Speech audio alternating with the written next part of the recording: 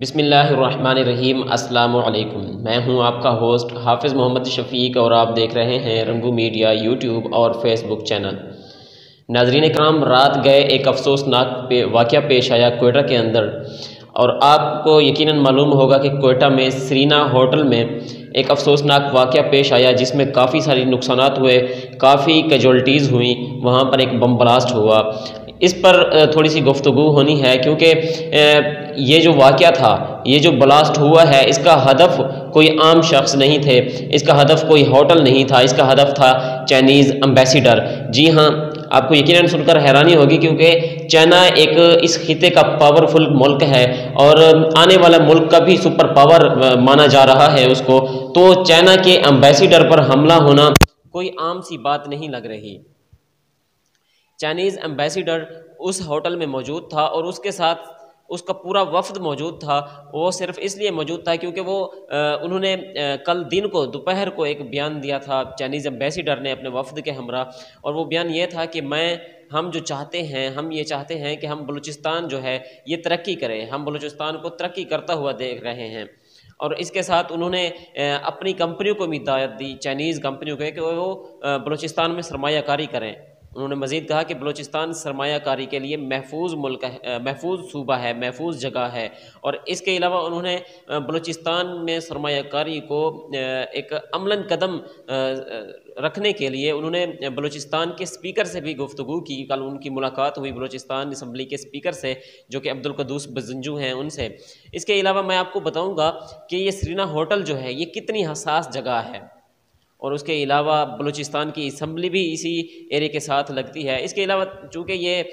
Chinese ambassador کے ساتھ معاملہ ہوا ہے، تو آپ کو تھوڑا سا بیک گراؤنڈ میں لے کے جانا چاہوں گا کہ اس وقت شاہ محمود قریشی کیا کر رہے ہیں، اس وقت ہماری خارجہ پالیسی کہاں ہے اور چائنا کہاں کھڑا ہے۔ اس کے علاوہ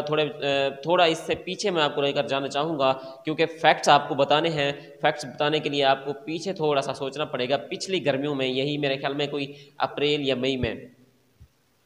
تو اس سے پہلے میں آپ کو تھوڑا سا فیکٹس بتانا چاہوں گا آج کے حملے سے پہلے، کہ یہ حملہ ہوا کیوں ہے اور کون سی تنظیم نے اس حملے کی ذمہ داری قبول کی ہے۔ وہاں پر سیاچن میں، لداخ میں ایک بہت بڑی لڑائی ہوئی تھی چائنا اور انڈیا کی۔ اب میں آپ کو بتاتا ہوں، اس لڑائی کے ہونے سے پہلے چائنا نے اپنی فوج کو اور اپنے علاقے کو، پورے علاقے کو 5 حصوں میں ڈیوائڈ کر رکھا ہے: western third command, south third command, east third command, central third command, اور اسی طرح ویسٹ تھرڈ کمانڈ۔ 2 حصوں میں جو ہیں چائنا کے وہ متحرک ہیں، ایک ہے ویسٹرن تھرڈ کمانڈ اور دوسرا ہے ایسٹ تھرڈ کمانڈ، یعنی کہ مشرق اور مغرب تھرڈ کمانڈ۔ یہ ان کی مطلب 2 حصے ہیں، انہوں نے ڈیوائڈ کر رکھا ہے اپنی فوج کو اور نام دے رکھا ہے۔ اب اس وقت 2 ہی متحرک ہیں، ویسٹرن تھرڈ کمانڈ جس میں آپ کو لداخ کا علاقہ لگتا ہے، سیاچن کا علاقہ لگتا ہے، اسی طرح کشمیر کا علاقہ لگتا ہے، اور پاکستان کے اوپر والے علاقے تمام لگتے ہیں۔ اسی طرح دوسری سائڈ ہے ایسٹ تھرڈ کمانڈ، اور وہاں پر ان کو تائیوان کا علاقہ لگتا ہے، جو کہ چائنا کلیم کرتا ہے کہ تائیوان ہمارا علاقہ ہے اور تائیوان شروع سے ہمارے کنٹرول میں رہا ہے، تو یہ ہمارا علاقہ ہے اور یہ ہمارا اندرونی معاملہ ہے۔ اور چونکہ وہاں پر تائیوان کے اندر جاپان اور امریکہ جو ہیں وہ تھوڑا سا انٹرسٹ رکھتے ہیں، ان کا تھوڑا سا بہت مفاد ہے، تو چائنا نے ایسٹ تھرڈ کمانڈ کو ان کے لیے اپنی فوج کو متحرک رکھا ہوا ہے۔ اور یہاں پر ہم چونکہ اپنے علاقے میں ڈسکس کرنا جا رہے ہیں، تو میں آپ کو اس کی ایگزیکٹ جو فگرز ہیں وہ میں آپ کو بتاتا ہوں، تھوڑا بہت میں اس کے بارے میں بتاؤں گا۔ دیکھیں 1969 میں جاپان نے اور امریکہ نے ایک مشترکہ بیان دیا تھا کہ چائنا جو ہے یہ تائیوان سے نکل جائے۔ آج 52 سال بعد امریکہ اور جاپان کا ایک مشترکہ نیا بیان آیا ہے کہ جس کو چائنا سمجھتا ہے کہ یہ ہمارے آزادی کے خلاف ہے، چائنا سمجھ رہا ہے کہ یہ ہماری خود مختاری کے خلاف ہے، کیونکہ تائیوان جو ہے وہ ہمارا علاقہ رہا ہے، اس لیے آپ نے یہ صحیح نہیں دیا، بیان صحیح نہیں دیا، اور چائنا اس پہ آگ بگولا ہے۔ دیکھیں امریکہ یہ کیوں کر رہا ہے؟ امریکہ اور جاپان صرف اس لیے کر رہے ہیں کیونکہ اگر وہ تائیوان کو آزاد خود مختار ملک بنوانا چاہیں، اس کو آزادی دلانا چاہیں، تو ظاہر ہے کہ تائیوان کے ارد گرد جو سمندر ہے وہاں سے تائیوان کو راستہ دینا پڑے گا، اور بدلے میں وہ مانگ بھی کچھ نہیں سکے گا۔ اسی طرح وہاں پر جاپان کا ایک انٹرسٹ ہے، سمندری راستے سے تجارت ہو سکتی ہے، امریکہ کا ہے، آسٹریلیا کا مفاد ہے، اس میں چند اور بھی ممالک ہیں۔ اور اسی طرح اب ویسٹ میں جو ہے، ویسٹرن تھرڈ کمانڈ میں کیا ہو رہا ہے، پچھلی گرمیوں میں یہاں پر انڈیا کی کافی ٹھکائی ہوئی تھی لداخ کے ایرے میں، چونکہ ویسٹرن تھرڈ کمانڈ جو فوج کا ایک حصہ ہے اس نے لداخ سنبھالا ہوا ہے، سیاچن بھی سنبھالا ہوا ہے، اور کشمیر کے ساتھ والا علاقہ بھی سنبھالا ہوا ہے، چونکہ پاکستان کو تو ان سے کوئی خطرہ نہیں ہے، اس لیے ان کی زیادہ تر توجہ یہاں پر نہیں ہے۔ تو یہ دیکھیں اب اس علاقے میں اس کی ٹھکائی ہوئی تھی، اور ابھی تک چائنا نے ایک ہائی پروفائل ہتھیار اپنے یہاں پر لگائے ہوئے ہیں تاکہ کسی بھی خطرے سے نمٹا جا سکے۔ اس کے بعد میں آتا ہوں آپ کو کل والے مسئلے پر۔ دیکھیں گمنام ہمارے جو ہیروز ہیں ان کی بڑی قربانیاں ہیں اس ملک کو بچانے کی خاطر، اس ملک کے لوگوں کی خاطر۔ کل کا جو واقعہ تھا گمنام ہیروز کو، اس کے بارے میں تھوڑی بہت اطلاع مل چکی تھی، چونکہ ایگزیکٹ اور پرفیکٹ فگرز تو کسی کو نہیں مل سکتے، پکی معلومات تو کسی کو نہیں مل سکتی، کیونکہ دشمن کے ٹھکانے میں جا کر معلومات اکٹھی کرنا کوئی آسان کام نہیں ہوتا۔ اس لیے گمنام ہیروز کو جتنے بھی معلومات مل سکتی تھیں وہ ان کو ڈیکوڈ کرنے کی کوشش کرتے تھے۔ اسی طرح جیسے آصف غفور صاحب نے، جو کہ سابق آئی ایس پی آر کے ہیڈ بھی تھے، انہوں نے کلبھوشن یادو کو گرفتار کرنے کے وقت ان کے الفاظ ڈیکوڈ کیے تھے۔ کلبھوشن یادو نے اپنے زبان میں کوئی پیغام جاری کیا تھا، جس کے بعد جنرل آصف غفور اور ان کی ٹیم نے اس پیغام کو ڈیکوڈ کیا اور اسی وجہ سے یہ گرفتار ہوئے۔ بالکل اسی طرح کل بھی گمنام ہیروز نے چند جو ان کو انفارمیشن ملی تھی اس کو ڈیکوڈ کیا، ڈیکوڈ کرنے کے بعد ان کو ایگزیکٹ فگرز نہیں مل سکیں، اس لیے جو دھماکہ ہے وہ تو ہو گیا، لیکن وہ سرینا ہوٹل کے پارکنگ ایریا میں ہوا۔ خدا نخواستہ اگر یہ دھماکہ جو ہے یہ سرینا ہوٹل جو کہ 5 اسٹار ہوٹل ہے اس کے اندر ہوتا تو بہت بڑی خبر تھی اور بہت بڑا نقصان اس میں ہو سکتا تھا۔ ابھی بھی 4 کیجوالٹیز ہوئی ہیں، کم از کم 4 بندے بتائے جا رہے ہیں جو کہ شہید ہوئے ہیں، اور اس کو میں جسٹیفائی نہیں کر رہا، یہ بھی بہت بڑا نقصان ہے اور ہمارے اداروں کا فیلئر ہے، لیکن اس سے بڑا نقصان ہو سکتا تھا جس سے ہمیں گمنام ہیروز نے اور سب سے بڑھ کر اللہ کی مدد نے بچایا۔ دیکھیں اگر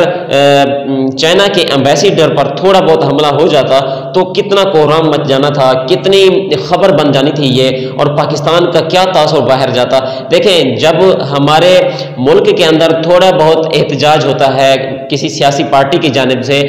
یا مختلف پارٹیوں کی جانب سے احتجاج ہوتا ہے تو یہ جو شر پسند عناصر ہیں یہ خاموش ہو جاتے ہیں، اور اس احتجاج کے ذریعے مظاہرین کے تھرو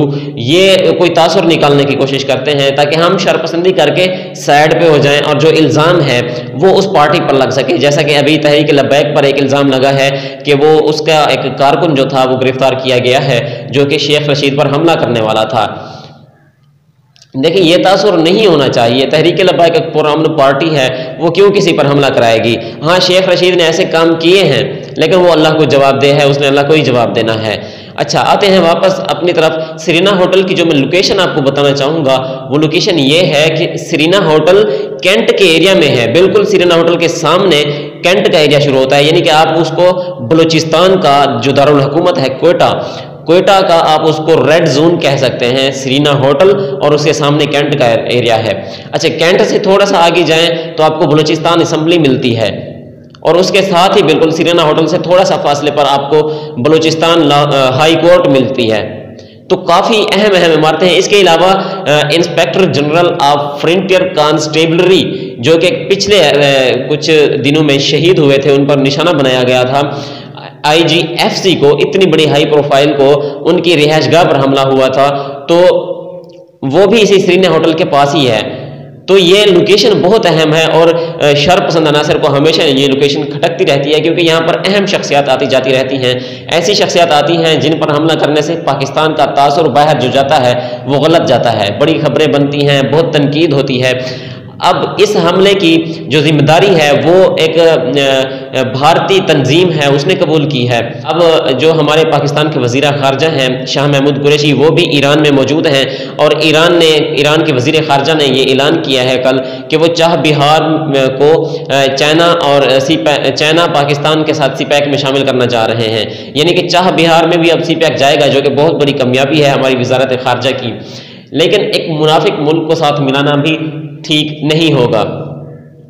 اسلام آباد کی جو سیکورٹی ہے اس کو بھی ریڈ الرٹ جاری کر دیا گیا ہے، اور کافی ہائی الرٹ ہے اسلام آباد کی سیکورٹی، اور خصوصاً بلوچستان اور اسلام آباد ان دو جگہوں پر یہ